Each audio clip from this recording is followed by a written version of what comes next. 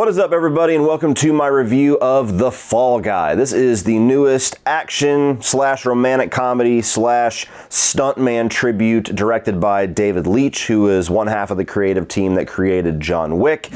He previously did films like Atomic Blonde, Deadpool 2, most recently Bullet Train, and this is also an adaptation of a TV series that I believe aired somewhere in the 80s. I've never seen it, I never heard of it until this movie came out, so if you're a fan of that TV series, you might also really be a fan of this film. And essentially what you have here is that Ryan Gosling is playing this prolific action movie stuntman, and Emily Blunt is the director of this new movie, who he also has romantic interest in, and he is called into action to save this film, not only with his stunt work, but also because the main star of the film, Aaron Taylor Johnson, has disappeared. Now, this movie premiered at South by Southwest about a month ago, and previous to that, I had a lot of interest in this. It just seemed like it was going to be a lot of fun. I like all the people involved with it. I like the concept, and all of the buzz coming out of South by Southwest basically reaffirmed all of the things that I was hoping this movie was going to be.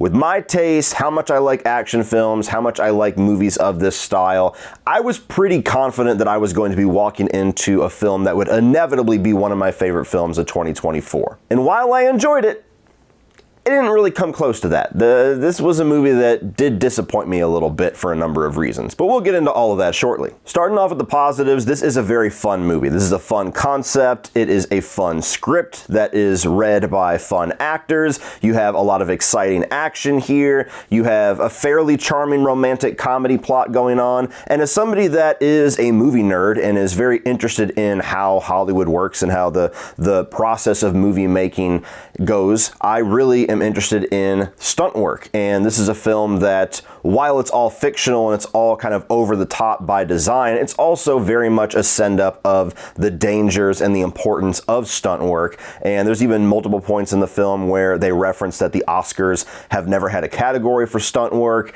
and they even show like a little bit of a montage at the beginning, like these very famous stunts that were performed by an applauded stuntman. And so even that side of it, if you're going to the more of the meta behind the scenes nature of the film, really interested me. I thought Ryan Gosling was great as the lead character. He's got a lot of charm, a lot of charisma. He's one of those actors that can pretty much do it all. He can do really dramatic stuff. I've seen him do very silly roles, and this leans into that a little bit, but it is still fairly serious. But he's got great comedic timing. He's very functional in the action scenes, and there's a really nice blend here where he's doing a lot of the close-up shots of the stunts, and then it gets handed off the more dangerous stuff to the actual stuntman, and it's all seamless. So I really enjoyed him, as well as Emily Blunt. She's one of my favorite working actresses. I think that she is very charming herself. They work very well as the leads of this film. They do everything that they can with the dialogue that they're given to make it as funny, as charming,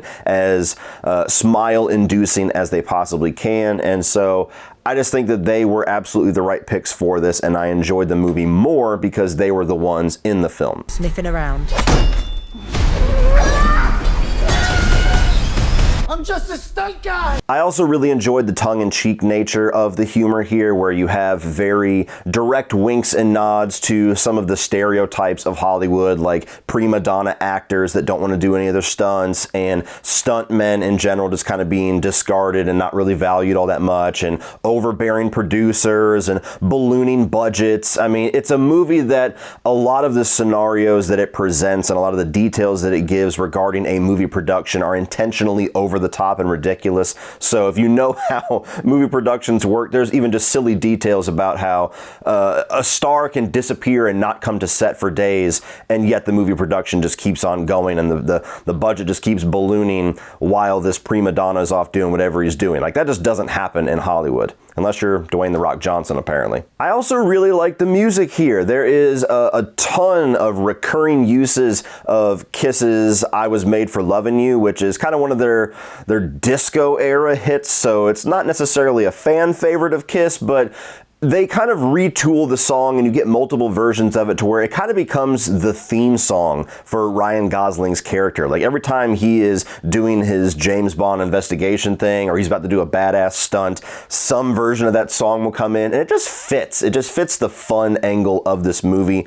And I like whenever you have a classic song from the 70s or the 80s where you can do like a modern spin on it to evolve that song into something very different. Moving on to the mixed, I really enjoyed Winston Duke's character. He's like the stunt coordinator. He's Ryan Gosling's boss, and they have this very fun relationship where they kind of quote movies as kind of like a little bro moment, and I've had friends like that, so I just really identified with that, and his character's just a lot of fun. They just don't use him enough. They don't use him nearly enough. Like, he should have been damn near the co-lead of this movie. As much as I love Emily Blunt, and the romantic angle is very important here, I guess, for what they're going for, I wanted so much more of Winston Duke and Ryan Gosling's chemistry. And so it's one of the highlights of the movie, just not enough of it. And the other mixed element is just overall the humor of the movie. It's a very mile-a-minute type comedy where they're going for a lot of jokes, they're going for a lot of quips, they're going for a lot of gags and belly laughs and little cute moments.